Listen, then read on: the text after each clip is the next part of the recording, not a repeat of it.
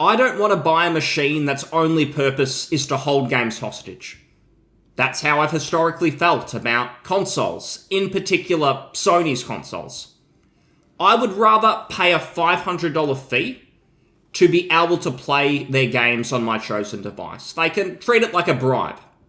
But it's a good thing that I don't have to do that, because if we're honest, Sony's been pretty good the last few years in releasing their games to PC. But not all of that has been perfect. I don't think their strategy is spot on. I think they could do better. And that's something I want to talk about. Horizon Forbidden West is coming to the PC in the new year, and we can only hope that the port is going to be better than the atrocious one that Zero Dawn got when it released. I think we can be quietly confident, because it's going to be Nix's Software who are the developer. And they were the ones who actually fixed Zero Dawn. They came in, they cleaned up the mess. It's a solid port now. The thing about playing Sony games on PC, though, is that you do actually miss out on a lot of that discussion when a new release comes about. So I've never really had that massive hype for the Horizon series. I did play Zero Dawn a couple of years ago, and it was alright. The combat was probably the only thing that stood out to me as genuinely interesting. I felt like the world, it was a little bit artificial. It was kind of like a group of suits. They sat around a boardroom and they thought, how can we make this world not generic? How can we do that? It kind of felt like if you put into an AI, create interesting world, and then it spat out the Horizon Zero Dawn world.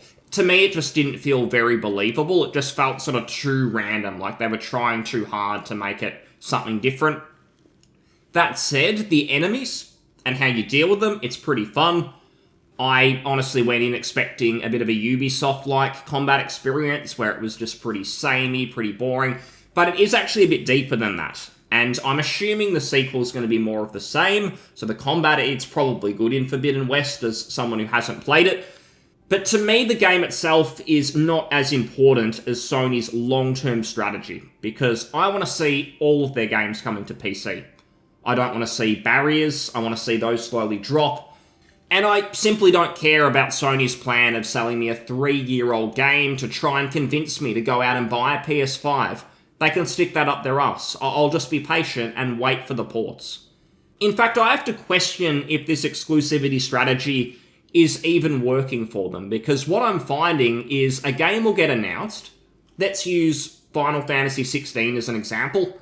There'll be a bit of hype for it.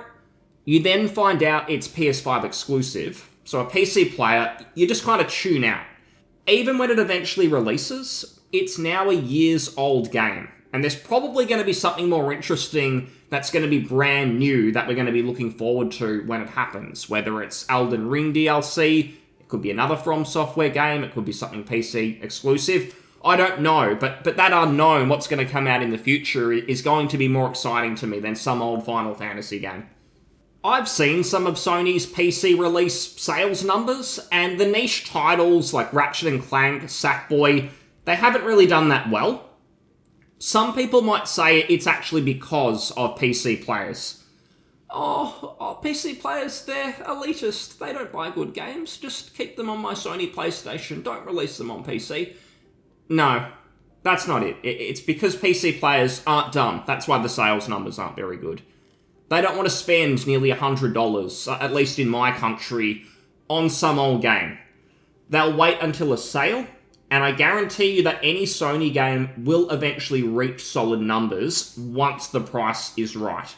Ratchet & Clank Sackboy, they didn't sell well because Sony tried to sell them at full price. Jim Ryan, their CEO, only just announced he was stepping down. I hope that can mean a change in strategy for PlayStation, because I want to see a day when their games are coming out on PC day one. Is that diluted? Maybe. I mean, it would be more diluted if I was talking about Nintendo, but I'm not that crazy. With Sony, it at least seems that maybe that could be possible one day.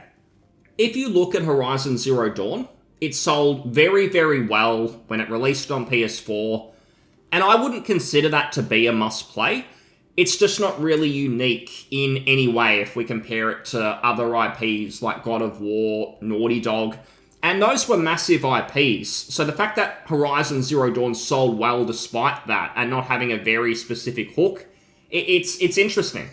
That being said, the sequel, it did decently, but it was made on a much bigger budget, and yet it made less money than the first.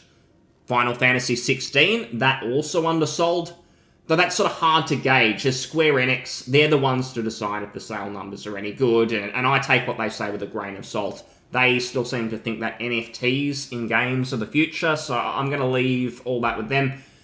It's pretty clear, though, that Sony, they don't have a console that has captured the whole market this time. The Switch, the PS4, those have had massive user bases, and I'm sure that most PC players, they had a PS4 at some point in time. I don't really think that's the case with the PS5 era. I think that many PC players have held off because they know the ports are coming, and Sony just aren't going to get away with having their cake and eating it too anymore. They need to decide, do they give a shit about the PC market, or are they going to keep treating their PC base like second-class citizens? The arguments for Sony exclusives being a value add for the customer, they're simply not there anymore. I can deal with it when it comes to Nintendo, because at least their consoles have some extra benefits. Like, I can play it in handheld, I can play it in bed, I can travel with it. The PS5, it's just a tedious extra box I have to store somewhere for when I feel like playing a particular game. Nah, I'm not doing it. I've seen a lot of people who've bought into the marketing nonsense of believing that Final Fantasy XVI was only possible because of Sony's expert engineers. That is serious copium. Do you really think that games are not optimized for PC or different platforms because it isn't technically possible? No, they aren't optimized because publishers have stopped giving a shit. They've looked at the analytics, and it sadly tells them that sales don't actually drop based on whether a game is well ported or not, or whether it runs well or not. Now, I've personally held off on games with terrible ports like Jedi Survivor, but the company does not give a shit about what I'm doing. If most people are buying it with a smile and they don't really understand that the game is running like shit, then they're just going to keep doing it that way. They're going to get games to a point where, yep, we can release this without being sued. I mean, Cyberpunk on maybe PS4, Xbox One, that was probably that line, that sort of thin line where the game is pulled down from storefront. So they might not go that far in the future, but they're happy to release something awful, and then they'll make like Todd Howard and just tell you to buy a new computer if you complain about it. It's a little bit scary because the lesson publishers have learned is that there's no reason to actually finish a game. Not even a port of a game that used to work really well when it released on its original device. Look at The Last of Us Part 1. It is a flagship IP from Sony. It was butchered when it arrived on PC. And I mean, the positive is that the Steam reviews at least had our back. They told people that the port was pathetic. But it's just the mindset of Sony to just release anything this way. I mean, it's insulting. And coming back to Sony's PC plans, it is a testament to the way the PC market has grown that they are even releasing games on the platform. If you go back to the mid-2000s, I would have absolutely laughed at the idea of their games ever being on PC. It's kind of like they had to be dragged kicking and screaming, but it's here. They do have a full library on PC now, so I will give them some credit for that. I think the positive of PC Game Pass is that I think it forced Sony's hand a little bit. If you're someone who wants to enjoy all or most of the games out there, what really is the best offering right now? If you buy an Xbox Series, you get Xbox games. If you buy a PlayStation, you'll get all the Sony games. But if you get a PC, you get all of the PC games, you get all those exclusives, and you get all of the Xbox ones as well. So if we pretend Nintendo doesn't count, or if we pretend emulating doesn't count, you're getting 2/3 of the games. If, hypothetically, you treat it as an even split. If you're doing that, and most of your gaming is on one platform, it suddenly doesn't seem that appealing to have to move away from your ideal setup to sit down on the couch and have to play on the PlayStation. It's going to have a fraction of the games compared to your main system, and you've probably got to get used to the controller, you've probably invested way more in your PC setup. I mean, your computer screens are probably better than your TV. What PC gamers use a TV? They sit on the computer, they don't want to do anything else. This just leads to a mindset, though, of thinking, are Sony games really that good? Do I really need to invest all of this money, inconvenience myself just to play a few more of their games? Are their titles really that innovative anymore? I mean, sure, Bloodborne was phenomenal, and I'm sure I'm not the only one who got a PS4 specifically for that game. I actually won it in a raffle. Thank you for that. But their current offerings, they seem to be trying to cash in on success of the previous generation. Forbidden West, it is more of the same. What's special enough about it that you'd go out of your way to play it? Even if you really liked the first Horizon back in the late 2010s, I struggle to find people who 5 years later still consider it a favourite. It came out at a time when people were basically excited for any open world game that wasn't as generic as what Ubisoft were offering. That's partly why I think Breath of the Wild did so well.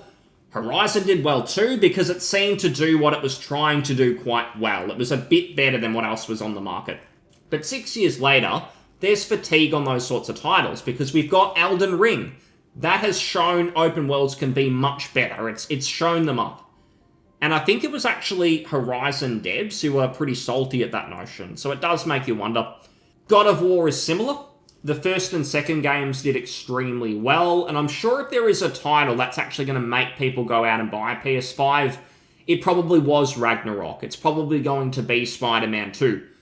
But it's still more of the same. Those are not new games with hype to the same degree as the original, I think. I mean, there was a lot of people who felt Sony were actually quite quiet about Spider-Man 2, and I have to think that compared to the original, I'm sure it's going to sell really well, but probably not the same sort of excitement on the internet. Can PC players have patience, use their wallet to tell Sony, I'm not going to wait for you to release these games on PC. I'm not going to pay full price if you're going to use this delaying tactic, waiting 3 years so you can milk people into buying your console, or maybe even just trying to get people to double dip like Rockstar do. I think more people than ever are at that point. They're sick of that. There are so many games now, we can live without a Sony exclusive. We'll pick it up when it's convenient for us. Waiting 3 years for a port, that's not convenient. Therefore, we're going to pay a price that is convenient. And to me, that's 70% off on Steam. When it gets there, I'll think about it. The way Sony can get around that is by actually releasing day one on PC. If we are hyped for a game, we'll pay the money, we'll support it. What's intriguing to me is that different developers are having different mindsets with the PC at the moment. We had Capcom just the other day come out and say that the PC is their main market. It's where they're making most of their money from. They also did say that the mobile is going to be huge for them, which is a bit concerning, but we'll shelve that for now, that they're doing okay. But how can a developer see it this way, see that prioritizing PC is the way to go, and then you've got Square Enix, who seem absolutely over the moon to screw over PC gamers. I've spoken about Final Fantasy, but you've got 7 Remake, which is a title they always knew would be huge. They used it as their break glass in case of emergency moment. FF15 sucked. Even if it sold well, it did damage to the brand. And Square Enix knew that. They knew they had to have an absolute banger to start to come out on top again. But they developed this remake, and then they went ahead and released it on the Epic Store. They took short-term cash for a title that they should see as a massive long-term value proposition. Especially when it's a 3-part series. And each entry is likely going to have slightly lower sales than the one before. So surely you'd want everyone to have the opportunity to play it and be hyped about it. It's pretty baffling, and they kind of did the same with Final Fantasy 16. They chose to only release it on PS5, which just does not have the user base of the PS4. And then they came out and had a big whinge about how it didn't really reach sales expectations. And I know they didn't say that sort of straight out, but you can read between the lines. You compare that to Capcom, who were in a similar boat with Resident Evil. It was a franchise that had taken a bit of a hit in terms of reputation with Resi 6, but then they just started to release banger after banger. 7, 2 Remake, 3 Remake, just kidding, 4 Remake. These games were all mostly running excellently on PC, and they were available to everyone. Again, PC is their most profitable market, they've admitted to that, and yet Square Enix instead, they've just decided to spit in this audience's face. Kingdom Hearts, the collection, will most likely live on the Epic Store forever. It won't come to Steam. And a ton of the PC market probably don't even know it's available on the platform. It's absolutely mad when it's a game with such a complex list of entries. You've got to scour Wikipedia to figure out how to get caught up to speed. And if they want to grow the franchise, why are they limiting the audience? It does feel like some developers, Sony, they are a bit like cable TV companies, where when streaming services started to take off, they just desperately tried to live in the past, do things the old way, keep milking people, and their hand pretty much had to be forced for them to change things up. I'm going to keep supporting PC. I'm going to keep supporting developers who respect the open nature of the platform and release on storefronts that are actually convenient for the user. I'm only going to be hypocritical when it comes to Nintendo because I like their games. I won't do the same for Sony products though. I don't care enough about them. Forbidden West, am I going to buy it on release? I don't think so. I'm going to wait for a sale. It's what I did for Zero Dawn. It's what I did with God of War. And I'm going to be doing that with probably all of their future releases.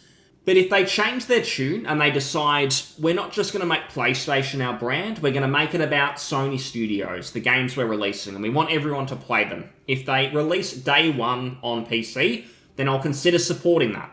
That being said, maybe when they do it, it'll be too late, because we've seen that they've got a ton of live service titles in the works. And does that mean that the single-player titles are going to be given the flick? We'll have to see, but if they go that direction, it's at least going to give me another excuse, so I can buy something else instead.